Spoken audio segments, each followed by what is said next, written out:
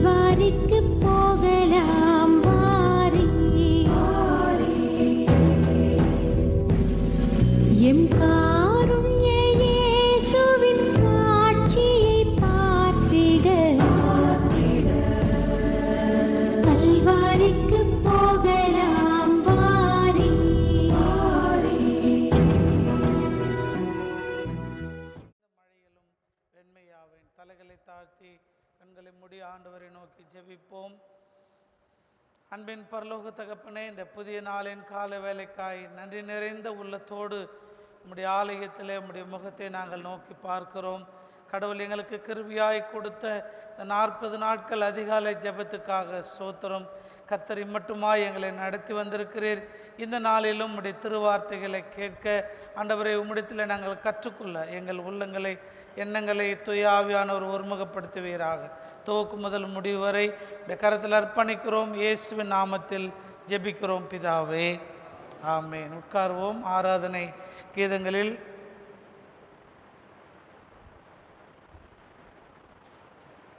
பரலோகமே உம்மை துதிப்பதால் கர்த்தாவே அங்கே வாழ்கிறீர்.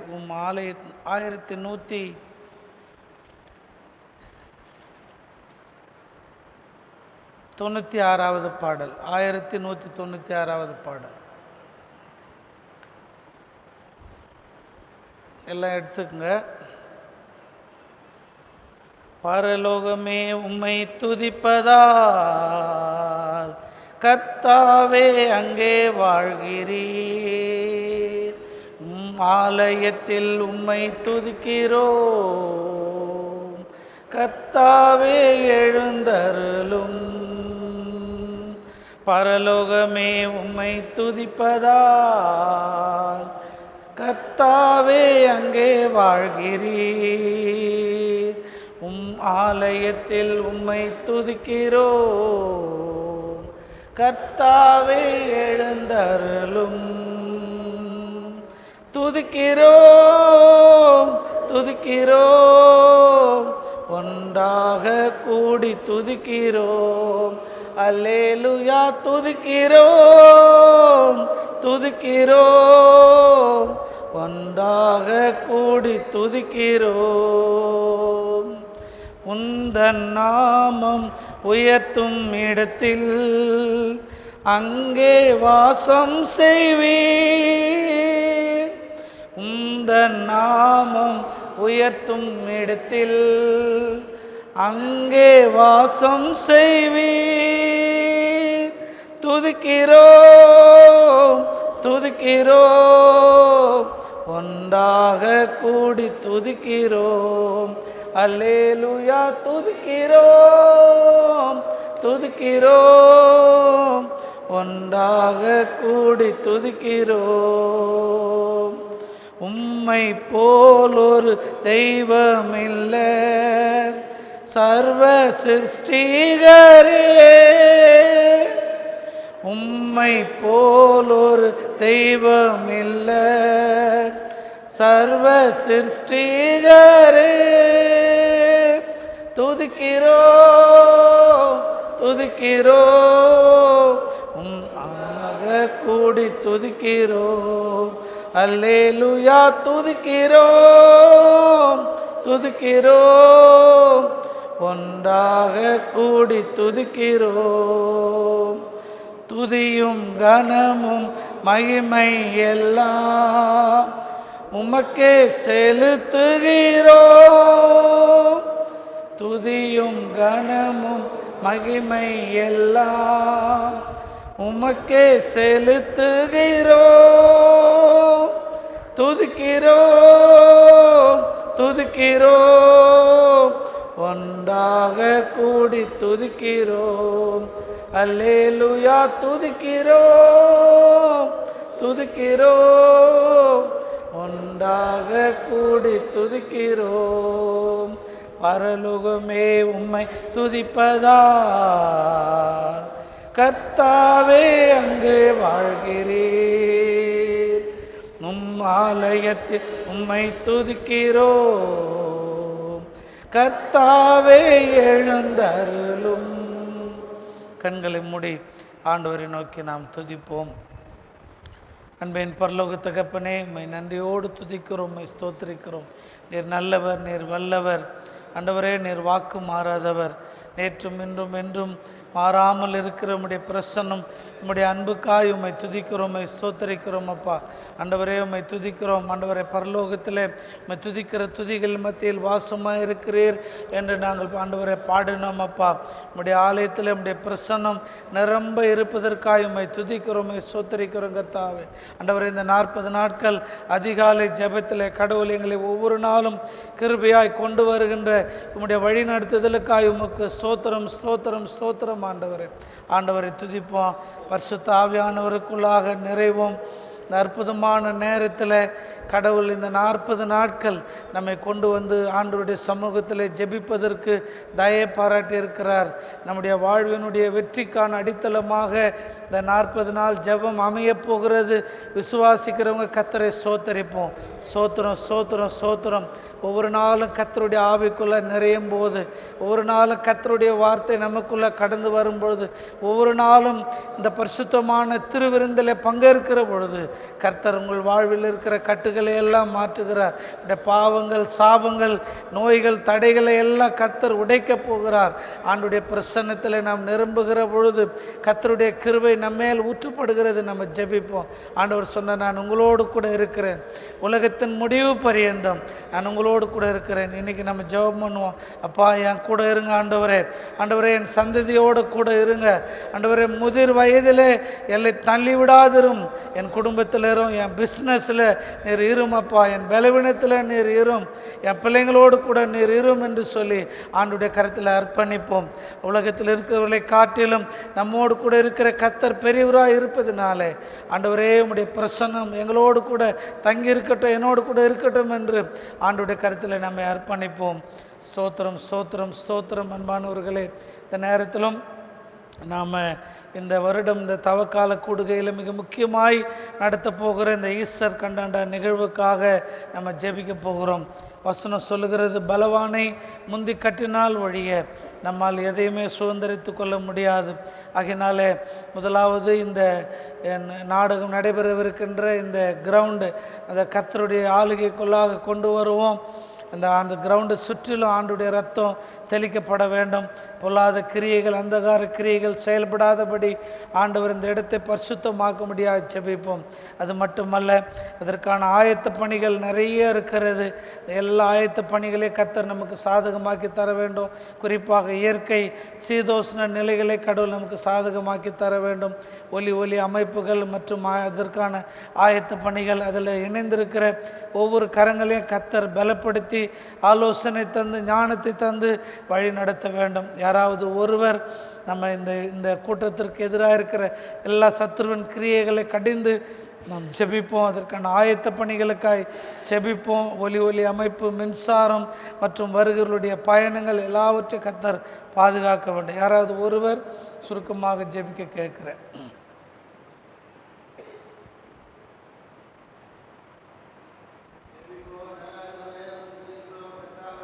ஸ்தோத்திரம். இணைந்து ஜெபிப்போம்.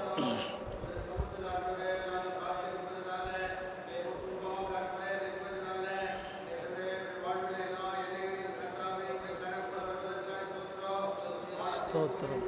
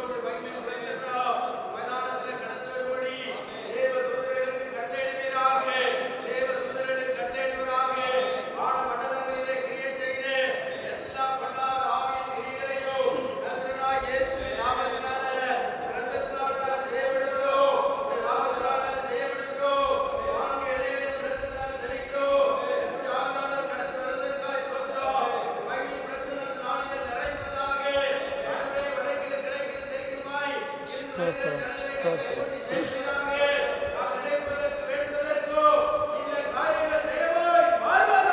ஸ்தோத்திரம் ஸ்தோத்திரம் ஸ்தோத்திரம்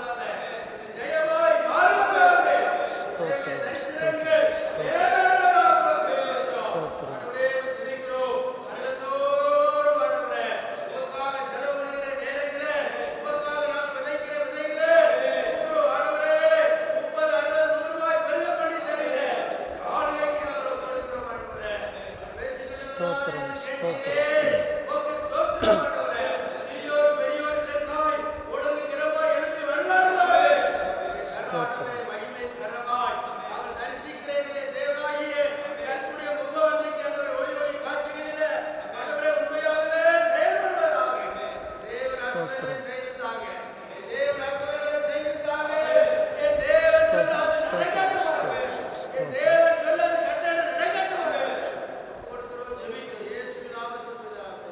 ஆமென். ஆண்டவர் நம்முடைய ஜெபத்தை கேட்டு நடைபெறவிருக்கின்ற ஈஸ்டர்ன் கண்டென்ட் நிகழ்வை கர்த்தர் பொறுப்பெடுத்து வழிநடத்த போவதற்காக, குறிப்பாக சத்துருவின் கிரியைகளை முறியடிக்கப் போவதற்காக கர்த்தரை ஸ்தோத்திரிப்போம்.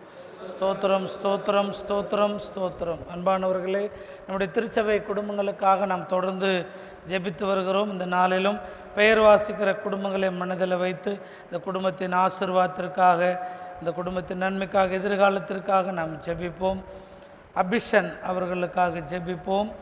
அவனமாக பிரகாஷ் குடும்பம், பிரவீன்குமார் உடைய குடும்பம், பிரீத்தம் ஆர்த்தருடைய குடும்பம், பிரேம்குமார் அவர்களுடைய குடும்பம், பிரின்ஸ் ஆல்பர்ட் அவருடைய குடும்பம். மறுபடியும் வாசிக்கிறேன். Abishan, Prakash, Praveenkumar, Preetham Arthur, Premkumar, Prince Albert. யாராவது ஒருவர் இந்த குடும்பங்களுக்காய் சுருக்கமாக ஜெபிக்க கேட்குறேன்.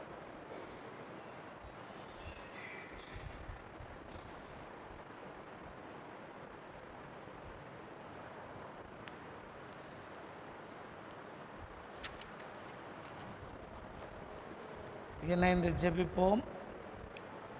ஸ்தோத்திரம் ஸ்தோத்திரம் ஸ்தோத்திரம்.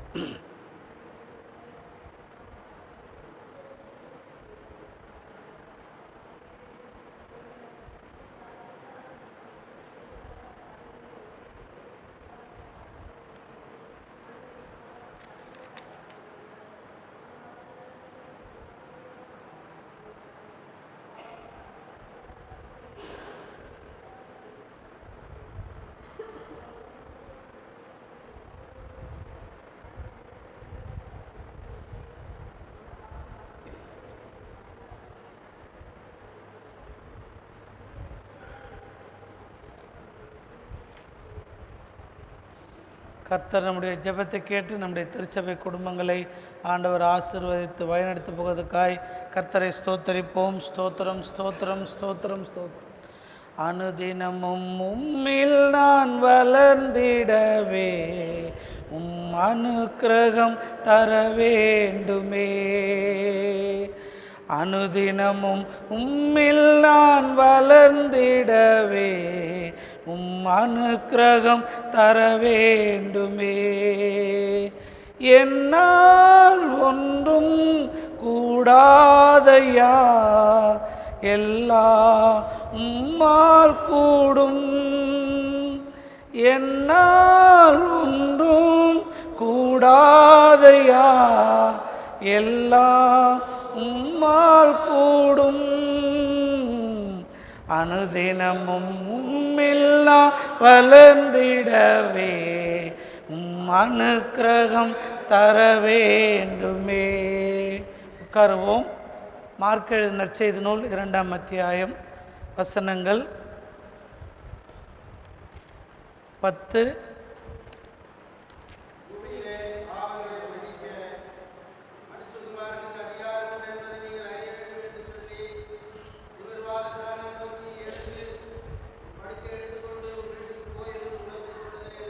போதும். கிறிஸ்துவில் அன்பார்ந்தவர்களே, உங்கள் அனைவரையும் இந்த 40 நாள் காலை தியானத்தில் அன்போடு வாழ்த்தி வரவேற்கிறேன். 4 நாள் இடைவேளைக்கு பிறகு மீண்டுமாக உங்களை சந்திப்பதில் நான் மகிழ்ச்சி அடைகின்றேன். ஆயர்களுடைய புத்தாக்க கூடுகை பேராயத்தின் வழியாக ஒழுங்கு செய்யப்பட்டிருந்தபடியினாலே 4 நாட்கள் உங்கள் மத்தியில் பங்கேற்க முடியவில்லை. எப்பவுமே நமக்கு ஆபத்து பந்தான் அப்படின்னு தான் சொல்லுவேன் நான். பெனடிக்ட் ஆபிரகாம் ஐயா அவர்களுக்கு என்னுடைய நன்றிகளை தெரிவிக்கின்றேன். தொடர்ந்து அவர்கள் இந்த நாட்களை நமக்கு சிறப்பாக இந்த தியானத்தை நடத்தி தந்தார்கள். மற்றவங்களை அழைக்கலாம், ஆனால் நமக்கு டைம் கரெக்டாக கீப்பப் பண்ணணும் இல்லையா? நம்ம காலை தியானத்தில் அரை மணி நேரத்தில் இத்தனை நிகழ்வுகளை வைத்திருப்பது ரொம்ப ஆச்சரியம். மற்றவங்களிடத்துல சொல்லும்போது எப்படி இவ்வளோ விஷயங்களை அரை மணி நேரத்துக்குள்ளே செய்கிறீங்க. ஸோ அதை புரிந்து ஏற்ற விதத்தில் நமக்கு நடத்தி தந்திருக்கிற பெனடிக்ட் ஐயா அவர்களுக்கு நன்றி தெரிவிக்கிறேன். அன்பானவர்களே, இயேசு ஆண்டவர் உடைய தெய்வீக பண்பு குணங்களிலே இந்த நாளிலே நாம் சிந்திப்பது ஆண்டவரிடத்தில் வெளிப்பட்ட மன்னிப்பு என்கின்ற ஒரு பண்பு. இயேசு கிறிஸ்துவனுடைய போதனைகளிலே இந்த மன்னிப்பு என்பது மிக மிக முக்கியமான ஒரு போதனையாக இருக்கிறது.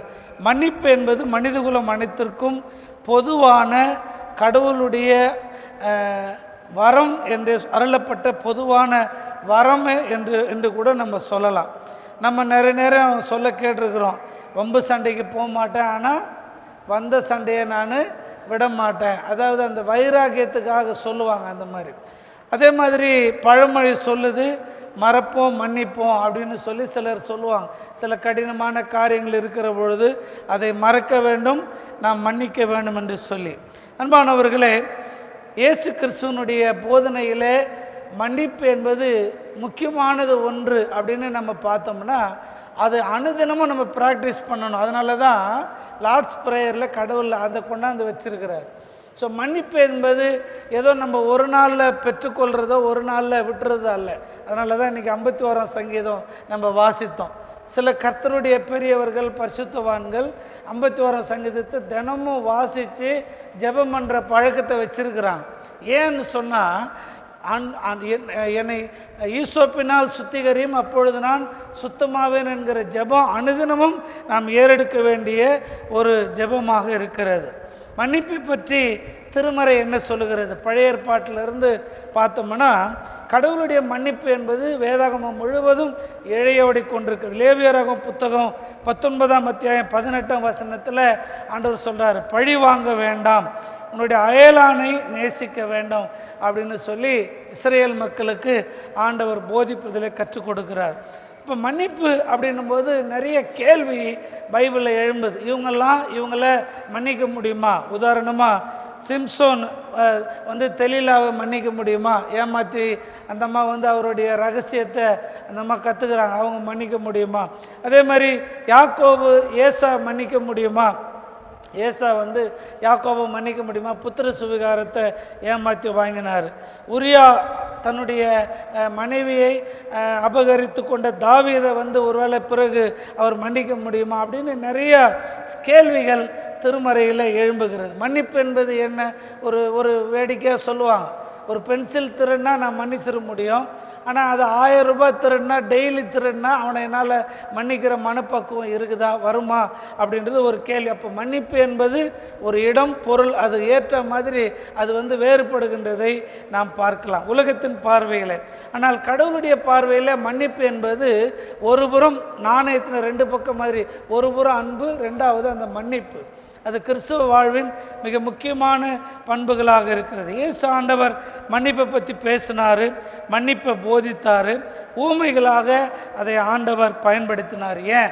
உயிர்த்தெழுந்த ஆண்டவர் மறுபடி சீடர்களை சந்திக்கிற பொழுது அவர் அவங்களுக்கு, நான் உலகத்தின் முடிவு பரைந்தும் உங்களோட கூட இருக்கிறேன்னு சொல்லிட்டு, நீங்கள் யாருடைய பாவங்களை மன்னிக்கிறீங்களோ அவங்களுடைய பாவங்களை நான் மன்னிப்பேன் அப்படின்றது ஒரு கிரேட் கமாண்டில் கூட வர்ற ஒரு மிக முக்கியமான ஒரு கட்டளையாக கடவுள் கொடுத்திருக்கிறார். ஆக மன்னிப்பு என்பது ஒவ்வொரு நாளும் நம்முடைய வாழ்விலே நாம் பிறருக்கு கொடுப்பதிலும் பிறரிடத்தில் பெற்றுக்கொள்வதிலுமே இருக்கிறது.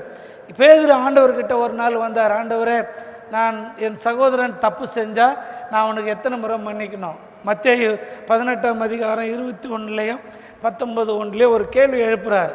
அப்போ ஆண்டவர் சொல்கிறார், 70 தடவை 7 முறை மன்னிக்க வேண்டும். அப்படின்னா என்ன அர்த்தம்னா, எண்ணிலடங்காத முறை நாம் மற்றவர்களிடத்தில் நாம் மன்னிப்பை கொடுக்க வேண்டும், மன்னிப்பை பெற வேண்டும்.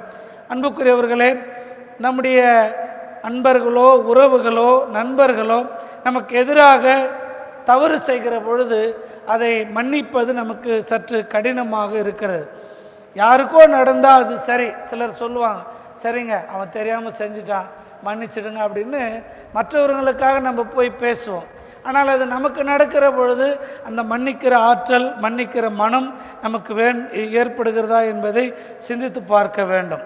அன்புக்குரியவர்களே, மன்னிக்காமல் போகிறதுக்கு 3 காரணங்களை சொல்கிறாங்க. மற்றவங்களை ஏன் நம்மளால் மன்னிக்க முடியல? ஒன்று, ஞாபக சக்தி, நினைவாற்றல் அதற்கு ஒரு பெரிய தடையாக இருக்குது அப்படின்னு சொல்கிறாங்க.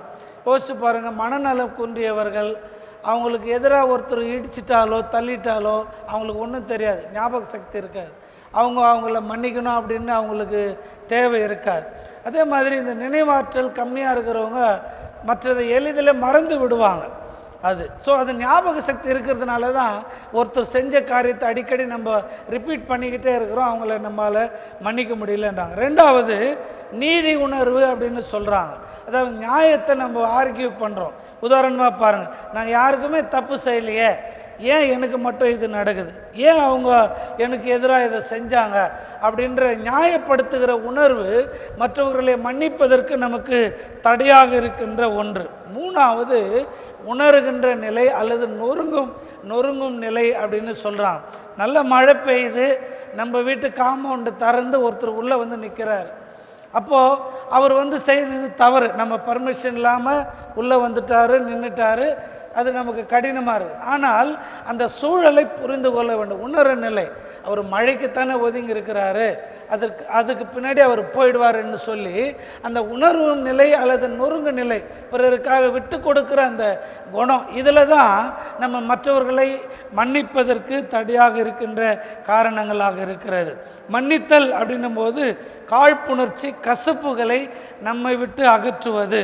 கசப்பான வேர் நம்முடைய உள்ளத்தில் பாவத்தை பிறப்பிக்கும் என்று வேதம் சொல்கிறது. அது நோயை உண்டாக்கும். அதுதான் இன்றைக்கி மார்க் 2ஆம் அத்தியாயத்தில் முடக்குவாதமுற்ற ஒருவரை ஆண்டவரிடத்தில் கொண்டு வராங்க. நியாயமாக ஆண்டவர் என்ன பண்ணியிருக்குன்னா, அவரை நேரடியாக குணமாக்கி இருக்க வேண்டும். நிறைய இடத்துல அவங்க நோய் கண்டு அசுத்தாவையோ சரி இல்லை சுகவீனமாக இருக்கல குணப்படுத்துகிறார். ஆனால் இந்த இடத்துல அவருடைய நோயை குணமாக்காமல் உன் பாவங்கள் உனக்கு மன்னிக்கப்பட்டதுன்னு முதல்ல ஃபர்கிவ்னஸ், இந்த பாவ மன்னிப்பை ஆண்டவர் கொடுக்கிறார்.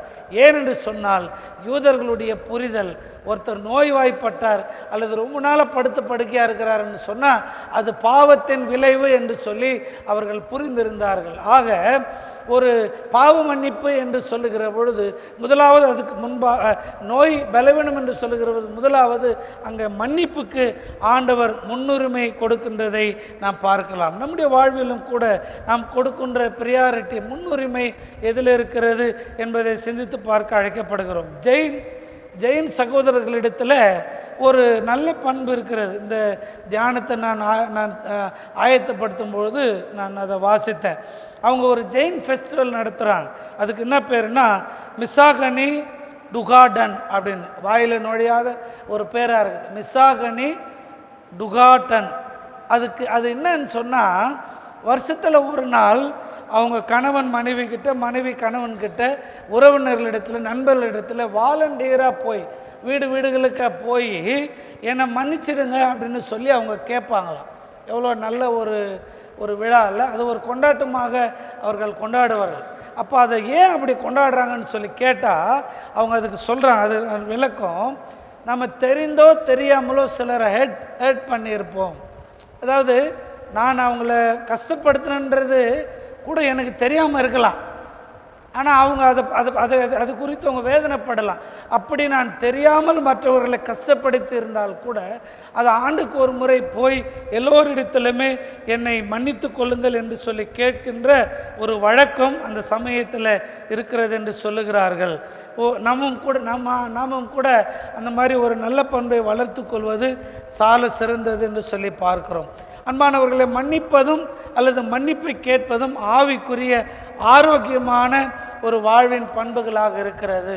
நோய் நொடிகள் இல்லாமல் நாம் சுகமாக வாழ வேண்டும் என்பதற்கு மன்னிப்பை கொடுப்பதும் மன்னிப்பை பெறுவதும் மிக முக்கியமான ஒன்றாக இருக்கிறது என்று சொல்லுகிறார்கள். இயேசு ஆண்டவர் தன்னுடைய வாழ்வில் எதை போதித்தாரோ அதை சிலுவையிலே செய்து முடித்தார். எப்படி பரமண்டல ஜெபத்தில் முக்கியமான ஒன்றாக போதித்தாரோ அதை ஆண்டவர் தன்னுடைய வாழ்வின் முடிவிலே சிலுவையில் முதல் வார்த்தையாக ஆண்டவர் வெளிப்படுத்துகிறார். என் குடும்பம், என்னுடைய நெருங்கின வட்டம் அல்லது ஃபேமிலி ஃப்ரெண்ட்ஸ் தவறு செய்தால் என்னால் மன்னிக்க இயலுவது கடினமாக இருக்கிறது. மன்னிக்கிறதுல இன்னொரு பக்கம் இருக்குது. நம்ம இவங்களை எளிதாக மன்னிக்க கஷ்டப்படுறோம். ஏன்னா தெரியாத ஒருத்தரை நம்ம ஒருவேளை சாரி அப்படின்னு சொல்லிட்டு எளிதில் போயிடுவோம். ஆனால் என்னுடைய குடும்பம் அல்லது ஃபேமிலி ஃப்ரெண்ட்ஸு அது இப்படிப்பட்ட வட்டத்தில் மன்னிக்க மறுக்கிறோம் அல்லது கடினமாக இருக்குது. ஏன்னு சொன்னால் உளவியல்லாம் அதுக்கு என்ன சொல்கிறாங்கன்னா, இங்கே நெருக்கம் அதிகமாக இருக்குது. நம்ம ஃப்ரெண்டு அல்லது ஃபேமிலி அப்படின்னா நெருக்கம் அதிகமாக இருக்குது. அந்த நெருக்கம் அதிகமானால் உரசல் அதிகமாகிறது. உரசல் அதிகம் என்பதால் காயம் அதிகமாக ஏற்படுகிறது. காயம் அதிகம் என்பதால் அதனுடைய வலி அதிகமாக இருக்கிறது. வலி அதிகமாக இருக்கிறதுனால கோபம் அதிகமாக இருக்குது. இப்போ நமக்கு புரியுதா? தெரியாத ஒருத்தருங்களை நம்ம சாரின்ட்டு போயிடுறோம். ஆனால் ஃபேமிலி, குடும்பம், கணவன், நட்பு வட்டாரத்தில் மன்னிப்பது பண்புக்கு இவைகளெல்லாம் நமக்கு தடியாக இருக்கிறது. அதுக்கு நம்ம என்ன செய்யணும்னா, மற்றவர்களை மன்னிக்க வேண்டும் என்று சொல்லுகிற பொழுது ஒரு நிமிடம் நம்முடைய கண்களை மூடிக்கொள்ள வேண்டும். நான் பெற்ற மன்னிப்பை, நான் அனுபவித்த மன்னிப்பை, ஆண்டவர் எனக்கு கொடுத்த மன்னிப்பை நாம் எண்ணி பார்த்து பிறரை மன்னிப்பதற்கு நாம் முற்பட வேண்டும். அன்புக்குரியவர்களே, உன் முடிவை நினைத்துப்பார். ஒவ்வொரு நாளும் இறுதி நாளாக நினைத்து வாழ்ந்தாய் என்று சொன்னால் பிறரை எளிதாக மன்னித்து விட முடியும் என்று சொல்லி கிரேக்க பழமொழி சொல்லுகிறது. நாளைக்கு நான் அவங்க வச்சுக்கிறேன் அப்படின்னு சொல்கிறது கோபத்தை தக்க வைக்கின்ற ஒன்றாக இருக்கிறது. சரி, நாளைக்கு மன்னிக்கிறேன் அப்படின்னு சொல்கிறதும் மன்னிப்பை தள்ளி போடுகின்ற ஒன்றாக இருக்கிறது. ஆனால் இயேசு ஆண்டவர் எதை போதித்தாரோ கற்பித்தாரோ அதை தன்னுடைய வாழ்வாக மாற்றுகின்றார். அன்புக்குரியவர்களே, நம்முடைய வாழ்வில் ஒன்றை நாம் நினைவில் கொள்ள வேண்டும். நான் கடவுளுடைய மகன், நான் கடவுளுடைய மகள் என்று சொல்லுகிற பொழுது என்னை யாரும் இழிவுபடுத்த முடியாது, என்னை யாரும் பெருமைப்படுத்தவும் முடியாது. ஏன்னு சொன்னால் நான் எனக்குரியவன் அல்ல, நான் கடவுளுக்குரியவன், கடவுளுடைய சாயல் என்று நினைக்கின்ற பொழுது அந்த மன்னிப்பை நாம் பிறருக்கு கொடுப்பதிலும் மன்னிப்பை பிறரிடத்தில் பெறுவதிலும் நம்மால் முடியும். இயேசு ஆண்டவருடைய தெய்வீக குணங்களான மன்னிப்பு என்கின்ற குணத்திற்காக கடவுளிடத்தில் இறைஞ்சுவோம். சிலுவையில் தன்னை துன்புறுத்தினவர்களை கூட, மறுதளித்த சீடர்களை கூட ஆண்டவர் நிபந்தனையற்ற மன்னிப்பை வழங்கினார். மற்றவர் மன்னிப்பதால் மட்டுமே நாம் மன்னிப்பை பெற முடியும் என்று சொல்லி அனுதினம் ஜெபிக்க இயேசு ஆண்டவர் நமக்கு கற்றுக் கொடுத்தார். இன்றைய நாளின் பின்பற்றல், நம்முடைய உறவுகளை சரி செய்வோம், உள்ளங்களை இணைப்போம், மன்னிப்பை நிறைவாக கடவுளிடத்தில் இறைஞ்சுவோம்.